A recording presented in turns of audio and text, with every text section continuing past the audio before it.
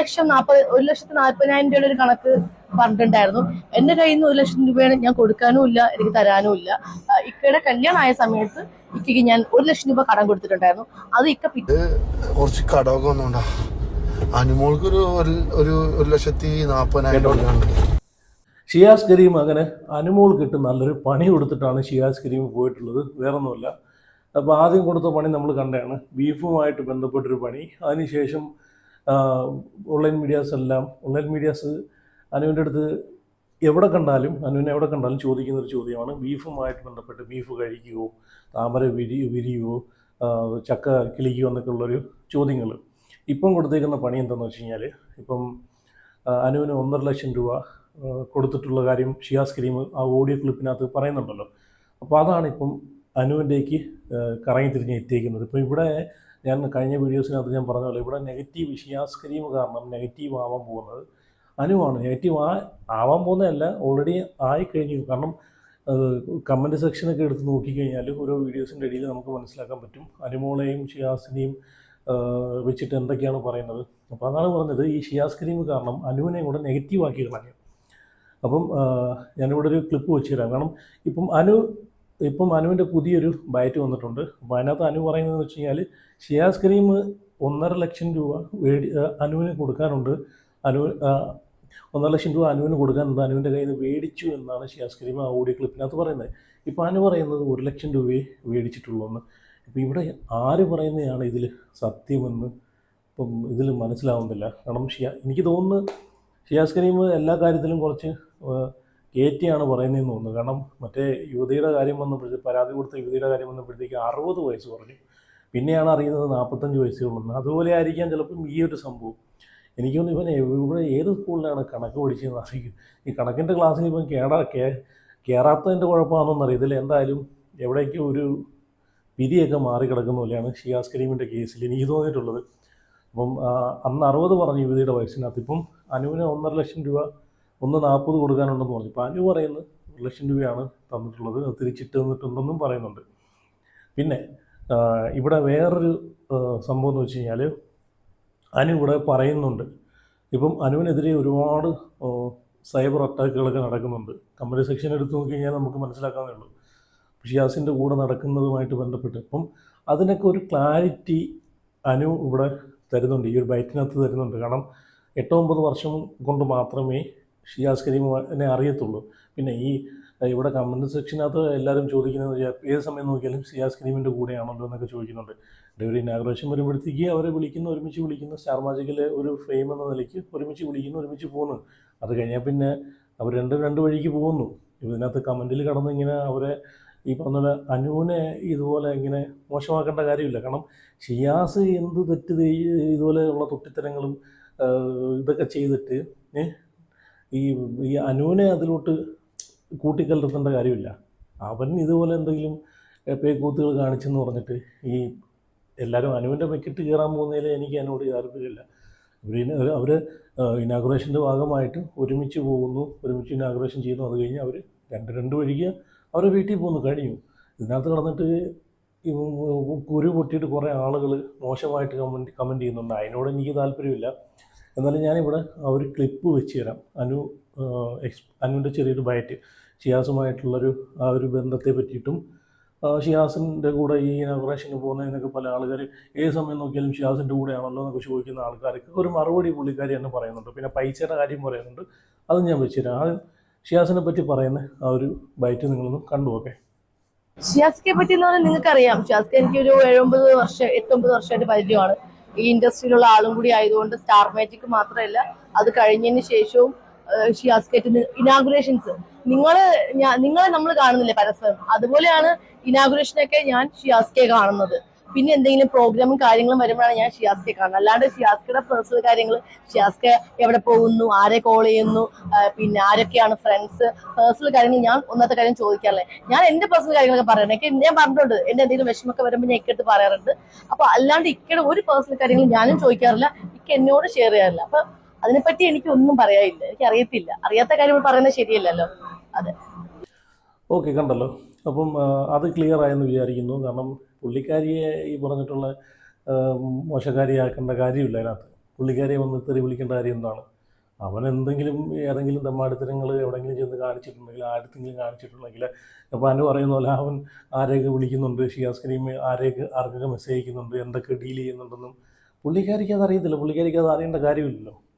അതാണ് ഇവിടെ അനു പറയുന്നത്. അപ്പോൾ അങ്ങനെയൊക്കെയുള്ള സംഭവങ്ങളൊക്കെ ഇപ്പോൾ സോഷ്യൽ മീഡിയയിൽ നടക്കുന്നുണ്ട്. അതാണ് ഞാൻ പറഞ്ഞത്. ഇത് മുമ്പേ ഞാൻ ഒരു വീഡിയോക്കകത്ത് പറഞ്ഞിട്ടുള്ള കാര്യമാണ്. അനു ഷിയാസ് കരീം കാരണം അനു നെഗറ്റീവ് ആവാൻ ഉള്ള സാധ്യത കാണുന്നുവെന്ന് ഞാൻ ആദ്യം പറഞ്ഞിട്ടുണ്ടായിരുന്നു.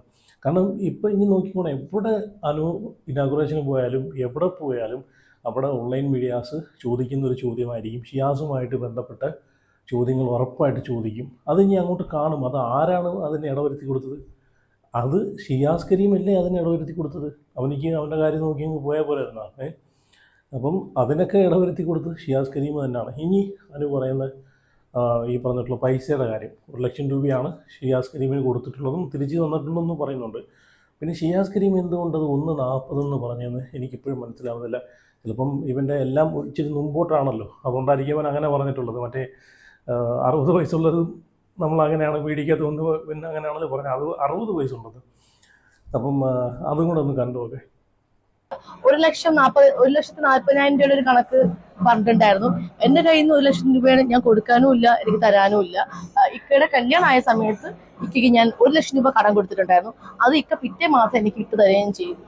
അത് ഞാൻ അറിയാലോ, നമുക്ക് അറിയാവുന്ന നമുക്ക് അത്ര വിശ്വാസമുള്ള ഒരാളാണെങ്കിൽ നമ്മൾ അങ്ങനെ കൊടുക്കാറുണ്ട്. അത് ആർക്കാണെങ്കിലും കൊടുക്കുമല്ലോ, അത്രേ ഉള്ളൂ. അല്ലാതെ 1,40,000 കണക്ക് എനിക്ക് അറിയത്തില്ല. ഓക്കെ, കണ്ടല്ലോ. പിന്നെ ഞാനിതല്ല ആലോചിക്കുന്നത്, ഇവനിക്ക് ഇത്രമാത്രം പൈസയുടെ ആവശ്യമുണ്ട്. അവരിഷ്ടം പോലെ ആവശ്യത്തിലധികം പൈസകൾ ഇവനിക്ക് അയച്ചു കൊടുത്ത്. പിന്നെയും ഈ കൊച്ചിൻ്റെ കയ്യിൽ നിന്ന് കല്യാണത്തിന് 1.5 ലക്ഷം രൂപ പോട്ട്, 1 ലക്ഷം രൂപ, 1 ലക്ഷമാണ് കൊടുത്തതെന്ന് പറഞ്ഞു. 1 ലക്ഷം രൂപ മേടിക്കേണ്ട കാര്യം എന്താണെന്ന് ഞാനിക്കുന്നത്.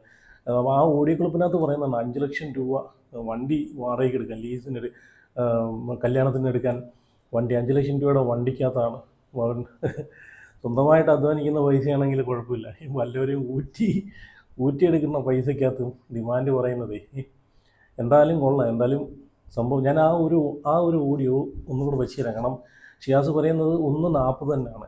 കാരണം അതൊരു ക്ലാരിറ്റിക്ക് വേണ്ടി ഞാൻ ഒന്നും കൂടെ ഒന്ന് വെച്ച് തരാം, നിങ്ങളൊന്ന് കേട്ട് നോക്കേ. അത് കുറച്ച് കടമൊക്കെ വന്നോണ്ടാ.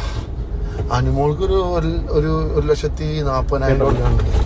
1.40 ഷിയാസ് പറയുന്നത്. പക്ഷേ അനുമോൾ ഇവിടെ പറയുന്നത് 1 രൂപയാണ്, 1 ലക്ഷം രൂപയാണ് കൊടുത്തതെന്ന് പറയുന്നുണ്ട്. പക്ഷേ ഇതിൽ ആര് പറയുന്നതാണ് യാഥാർത്ഥ്യം?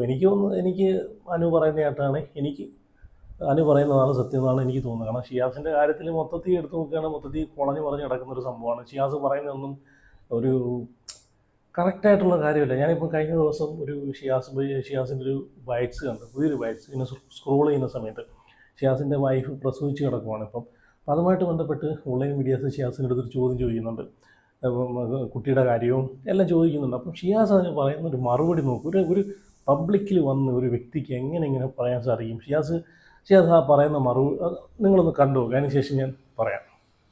പെൺകുട്ടിയായില്ല, ആൺകുട്ടി. ഇനി അടുത്ത് നമുക്ക് പെൺകുട്ടിയാവും. ദൈവാനിക്കും എങ്ങനെ നോക്കാം, പറിച്ചു തീരുമാനിക്കുമല്ലേ. ജൂനിയർ ഷിയാസാണ് ഇപ്പോൾ ഉള്ളത്. അതെ, അവൻ ഫുൾ ഇതല്ലേ, എന്താ പറയാ, ഉറക്കത്തിന് വിഷയമൊന്നുമില്ല. പുള്ളി ഓക്കെയാണ്. പുള്ളി എനിക്കും പുള്ളി പാൽ കുടിക്കും കിടക്കും. പിന്നെ എനിക്ക് അങ്ങനെ ഒരു ടെസ്റ്റ്. ഇത് വേറെ ലൈഫാണ് ബ്രോ. നമ്മൾ എന്താ പറയുക, നമുക്കൊരു സന്താനം വന്നു കഴിഞ്ഞാൽ, ഒരു ആൺകുട്ടി വന്നു കഴിഞ്ഞാൽ നമ്മുടെ ലൈഫ് മാറും എന്നാണ് പറയുന്നത്. അല്ലെങ്കിൽ ഒരു കുട്ടി വന്നു കഴിഞ്ഞാൽ, കല്യാണം കഴിച്ചൊരു കുട്ടിയായി കഴിഞ്ഞാൽ ജീവിതത്തിൽ വേറൊരു പുതിയൊരു ജീവിതം തുടങ്ങുകയാണെന്ന് പറഞ്ഞാൽ ഒരു ഫാദറായി. അതെ, കേട്ടല്ലോ ഷിയാസ് പറഞ്ഞത്. കേട്ടില്ലെങ്കിൽ ഒന്നും കൂടെ ഒന്ന് റിപ്പീറ്റ് അടിച്ചൊന്ന് കണ്ടു നോക്ക്. ഷിയാസ് പറഞ്ഞത് എന്താണ്? സന്താന ഭാഗ്യം എന്ന് പറഞ്ഞു കഴിഞ്ഞാൽ ഒരു ആൺകുട്ടി വരുന്നതാണ് സന്താന ഭാഗ്യം. അപ്പോൾ അതെനിക്കിപ്പം വന്നു എന്നാണ് പറയുന്നത്. അപ്പോൾ അവിടെ തന്നെ വേർതിരിവ് ഇവൻ്റെ എല്ലാം എടുത്ത് നോക്കിക്കഴിഞ്ഞാൽ, എല്ലാ മേഖലയിലും ഇവനൊരു ഡിസ്ക്രിമിനേഷൻ കൊണ്ടുവരുന്നുണ്ട്. ഇവൻ്റെ സംസാരത്തിൽ എല്ലാ മേഖലകളിലും.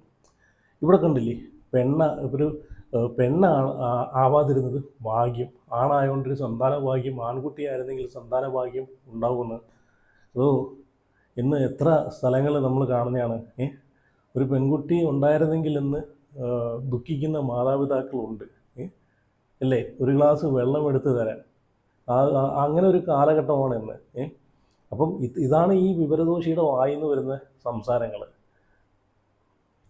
അതൊക്കെ നമുക്ക് ദൈവം തരുന്നതാണ് സന്താനങ്ങൾ. ആണായാലും പെണ്ണാണെങ്കിലും ഒരു പെണ്ണാണ് വീടിൻ്റെ ഐശ്വര്യം എന്ന് പറയുന്ന പോലെ ഇവൻ്റെ അടുത്തൊക്കെ പറഞ്ഞിട്ട് വല്ല കാര്യമുണ്ടോ? അപ്പം ഇതുപോലുള്ള ടീംസിൻ്റെ കൂടെ ഇനാഗുറേഷനും മറ്റ് കാര്യങ്ങൾക്കും ഈ പറഞ്ഞിട്ടുള്ള വെഡ്ഡിങ് പാർട്ടിക്കെല്ലാം പോകുമ്പോഴത്തേക്ക് ഒന്ന് സൂക്ഷിച്ചോണം. നിങ്ങളും കൂടെ നെഗറ്റീവ് ആകും. ഇവൻ കാരണമല്ലേ ഈ അനുമോൾക്ക് ഇത്രയും ഒരു നെഗറ്റീവ് ഇപ്പോൾ ഉണ്ടാവാൻ കാരണം പബ്ലിക്കിലോട്ട് ഇറങ്ങുമ്പോഴത്തേക്ക് ഈ ഒരു ചോദ്യങ്ങളാണ് വരുന്നത്. ആ ബൈറ്റ്സ് വരുന്നതിൻ്റെ വീഡിയോയുടെ അടിയിൽ വന്ന് ഇപ്പം നിങ്ങളൊന്ന് നോക്കിയാൽ മതി. ഏറ്റവും കൂടുതൽ തെറിവിളി കേൾക്കുന്നത്, ഇവനെക്കാളും തെറിവിളി കേൾക്കുന്നത് അനുമോക്കായിരിക്കും അല്ലേ? അപ്പോൾ എന്തായാലും നിങ്ങളെ അഭിപ്രായങ്ങളൊക്കെ ഒന്ന് ഉറപ്പായിട്ടൊന്ന് കമൻറ്റ് ചെയ്യണേ. അപ്പം അടുത്ത വീഡിയോ ആയിട്ട് പിന്നെ വരാം.